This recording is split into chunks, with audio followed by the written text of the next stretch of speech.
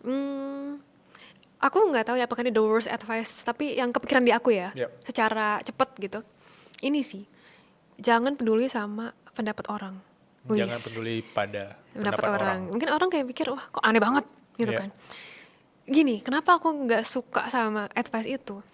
Karena bagaimanapun kita tuh makhluk sosial yang butuh validasi orang gitu. Kita Hmm. makhluk sosial gitu. Kita bukan makhluk yang memang bisa hidup sendiri di gua, di pulau mana gitu kan nggak bisa Iya. gitu. Kita walaupun bisa, tapi kita tetap ada desire untuk koneksi gitu.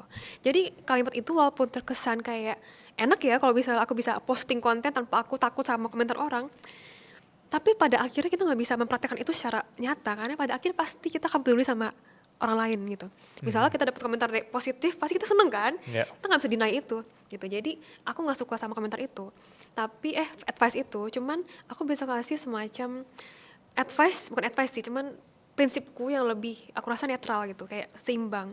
Yaitu kita nggak perlu peduli sama pendapat semua orang, tapi kita bisa peduli sama pendapat orang yang kita memang anggap berharga gitu. Orangnya misalnya orang yang emang teman kita yang deket Iya. banget, pasangan kita, keluarga kita yang emang peduli sama kita, atau komentar yang bisa membangun kita gitu. Jadi kita nggak usah peduli sama semua komentar orang, tapi kita bisa memilih mana yang meaningful dan berguna dan bermanfaat buat kita bisa bertumbuh.